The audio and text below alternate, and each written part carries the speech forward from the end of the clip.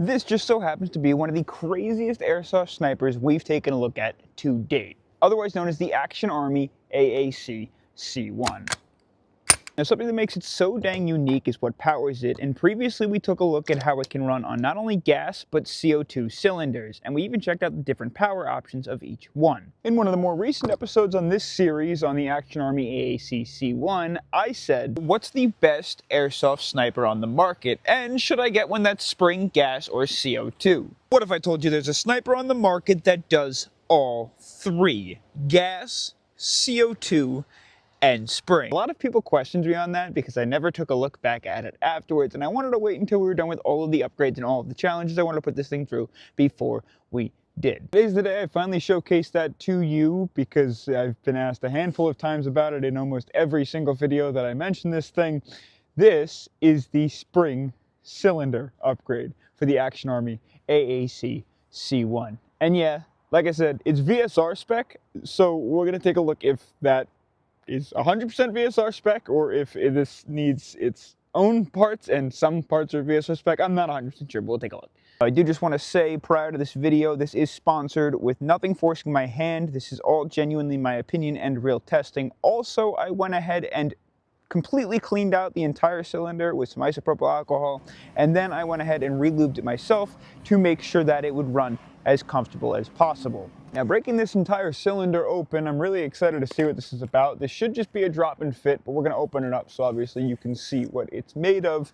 I think personally the consistency is going to be better, obviously, with spring, because we're not relying on gas pressure or temperature, or as the gas slowly starts to get low in either reservoir, whether it be gas or CO2. So looking at it, it looks very reminiscent of any cylinder that we've ever seen when it comes to a spring airsoft sniper. Obviously, it's the rear end, and then here is your nozzle with this small step down, and it's got quite a large hole. Why don't we go ahead and open it up? Now, again, like I said, I would be lying to you if I told you that this was the first time that I have opened this up. I actually opened this up previously, like I said, to lubricate it and clean it, but I didn't look at it too far. I wanted to do that with you guys. So here are all of your parts. Your spring guide is metal, and it's got almost like a TAC-41 like spacer system to it. The spring, not exactly sure what power the spring is. It doesn't say anything about it in or around the box. Just your cylinder. Go ahead, pop that back in. Now this is super weird. This is the piston. Now, something that I find kind of odd, and I don't know if this is something common with VSRs, this is just something that I'm noticing when looking at this one. Usually you see something like a piston cup, and I see that a lot on a lot of like the TAC-41 and the SRS, but instead of a piston cup, they're using an O-ring. The O-ring's a little bit like on the looser side. I'm not really sure what convinced them to go with that. There's an O-ring. These are your stabilizer rings, and then it's got another O-ring up at the front, so when it smashes into the front of the nozzle, obviously it doesn't, cause too much wear and tear and damage. So we'll go ahead and drop all these things back together. That is metal. Your stabilizer rings are all plastic. I'm gonna have to kind of slide this out. There we go. And it protrudes just barely out of the cylinder, as you would expect. The cylinder also has an O-ring at the base, so you don't over tighten it, and it helps with air seal. I'm gonna go ahead and grab some pliers and tighten that down a little bit further. For the install, it's pretty simple. We're just gonna have to disassemble a decent portion of the Army AAC-C1. Just get that BB out of there. And we have to attack 3 screws at the base of the lower, 1 behind the trigger guard, 2 right behind the magwell, and 3 right in front of the magwell, and those are all different sizes, so remember where they go. And with those 3 out, we should just be able to separate the upper and lower apart, like so. And then the next thing that we have to do is flip it around, and you'll see these 2 screws here both have to come out. With those loosened, this entire thing plus rod should pop on out, and then your cylinder should slide straight out the back. Oh, duh. We got to take this thing off too. Now the cylinder should slide straight out the back. And you can see this is the gas cylinder that we've worked on a handful of times now with some external upgrades on it. Just go ahead and take a look at that video if you'd like to. I'll pop it up right here on the right. What we have to do now is take off the bolt end or your bolt handle. Yours is going to look a little different than mine unless you have this upgrade. But we're just going to attack the screw on the back and the screw on the bottom. So we can get those guys out. And these will be replaced on the new cylinder and spring system. We'll pop that off. Maybe this guy. Ah, right on the money. And that should pop out too. Now I'm interested to see with this setup if the M4 style charging handle is difficult to pull back when we switch over to spring, because there is no pullback resistance on the gas cylinder, at all whatsoever. We will take our new cylinder, and this is the part that I won't skip through anything. We're going to start to throw all of our parts on, such as our charging handle, which fits, so that's nice to see. And we're just going to drop the back screw in first. And I'm not going to tighten it down all the way. I'm just going to tighten it until it's almost there, and then we'll drop the screw that straightens it out in first, then pull it straight back into the cylinder. So just before it gets totally tight. And then we'll get this little screw in there.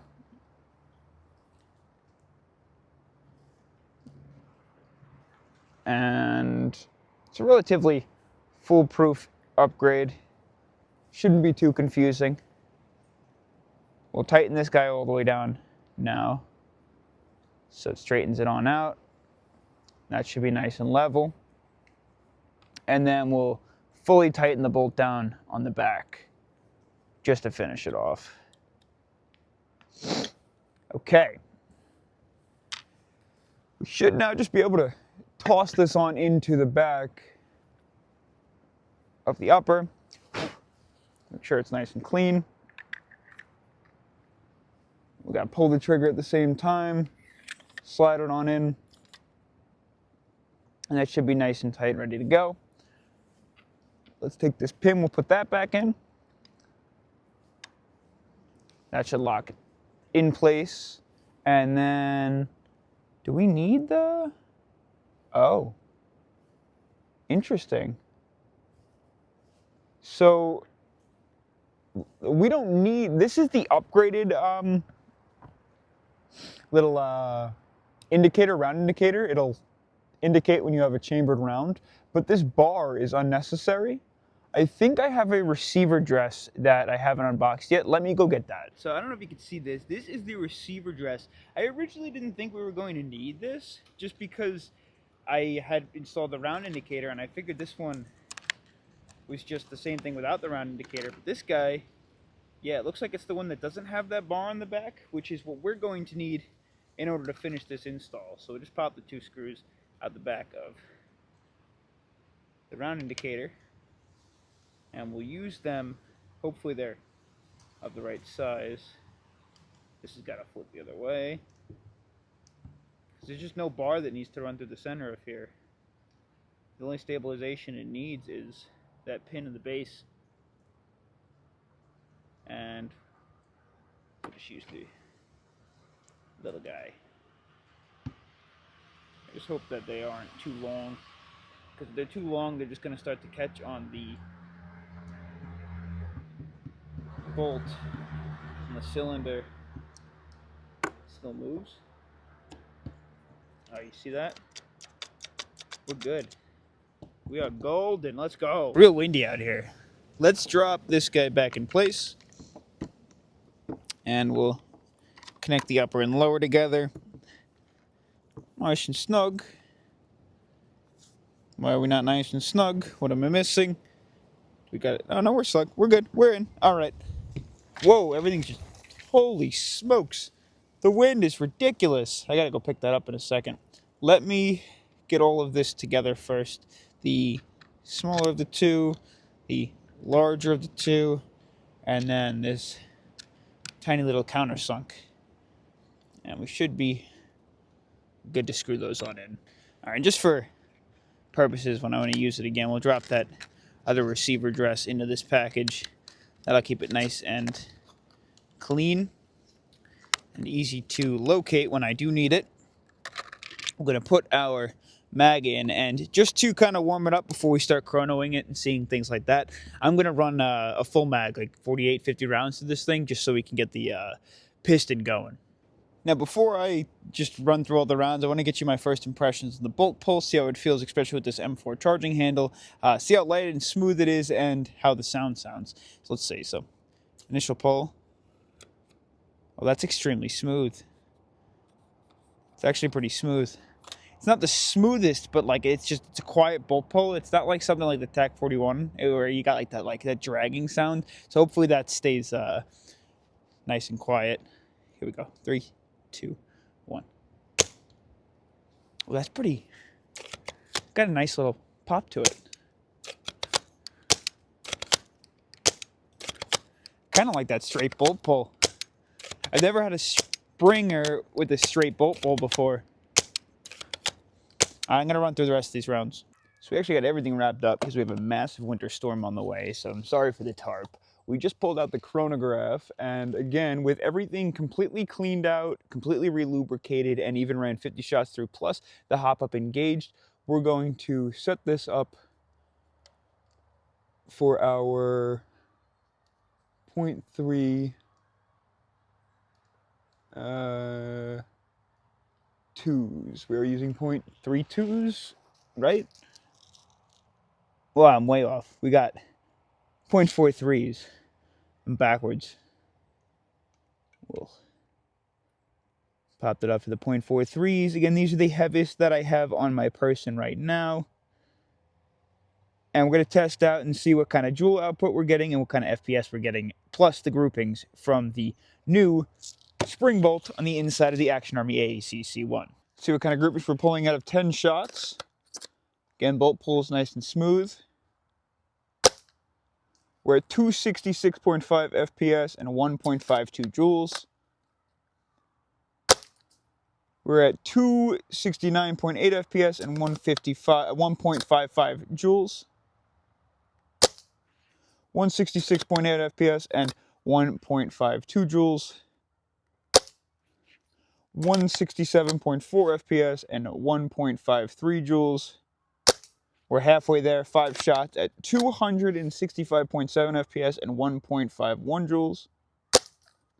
166.1 FPS and 1.51 joules. 267.2 FPS and 1.52 joules. 167.7 FPS and 1.53 joules. And that's 268.1 FPS at 1.54 joules on the 10th shot. Just another run through of all of those shots. Again, 1 through 9 because I actually miscounted. You could see that our low is at 265.7 FPS, and then our high is at 269.8 FPS. These shots are relatively consistent, honestly, within like the 3 FPS up and down variation from the top to bottom. It's not the most consistent sniper on the market, but it's not bad by any means. Let's check its accuracy. So out in the distance, we have a purple target at about 100 feet, and we're just going to turn on the scope cam and run some shots down range and see if it's increased accuracy at all.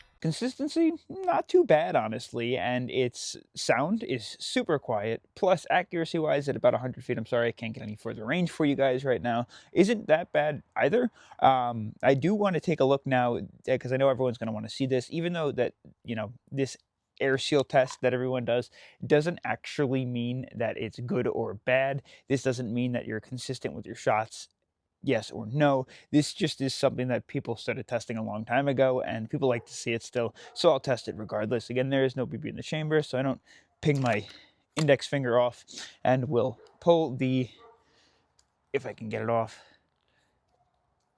flash hider off, and we'll check the finger over the barrel air seal. Again, it's an old school test. This doesn't really mean anything, but I know people like to check it out anyways. I can kind of hardly get my finger over the inner barrel because it doesn't really protrude all the way, so I don't know if it's going to work. If it doesn't, that's fine, but again, like I said, the inner barrel, if you can see, I'll try and get this in frame, is a little bit too deep for me to get a finger over, but we'll try it anyway. 3, 2, 1. Yeah, it's not going to work. I'm sorry. I can't get my finger over the inner barrel here, so I can't do that test. Share my final thoughts with you guys here. Consistency-wise, like I said, it's not bad. It could be a little bit more consistent, but as an out-of-the-box upgrade and with zero modification at all, it's pretty consistent. And again, we cleaned it out and we lubricated it, so there's no variation there. The accuracy is better than when it was gas or CO2, because obviously our shots are going to be more consistent because we're not losing power, and weather's not changing anything, and cooldown time isn't available either. We don't have to worry about those things. Something that I do find kind of interesting, and originally I didn't like it until I got down to thinking about it. The piston, I don't know if you remember when we looked at it, the piston head or the piston cup is actually technically just an O-ring that creates that seal. Originally I was like, that's kind of weird. I don't know why they didn't opt for the piston cup design, because the piston cup really catches the outside of the cylinder walls really well and holds that air seal. But it's kind of a cool design. So when it comes down to like mechanically, I don't know if it's going to work better or not. I really am not sure. And maybe somebody can answer that in the comment section below. But what's cool about that is as that piston cup starts to wear down, if it ever does, or if you ever get any cracks or any problems, you have to order a new piston cup for that specific obviously piston, or for that specific model. With the O-ring, you can just buy a pack of whatever size O-ring that is, and you can have tons of them and replace them whenever you need. Now, obviously, the O-ring is likely to start to wear down, break down, or fall apart quicker than the piston cup is, but replacements are literally available all the time. So that's kind of a cool idea. I just, again, like I said, I don't know if mechanically that makes a whole lot of sense. I really genuinely had a blast testing this thing. I was really excited to get this thing set up on a Springer, and I would like to see what it sounds like with a suppressor on it. It's not going to make much of a difference on camera now because I unfortunately don't have a decibel meter. Maybe I'll order one from Amazon and then just return it. But yeah, that's the spring upgrade you guys were questioning if it's even real or not. Thanks for sending it out, Action Army. I had a blast testing it, and I'll catch you guys in the next adventure. Peace.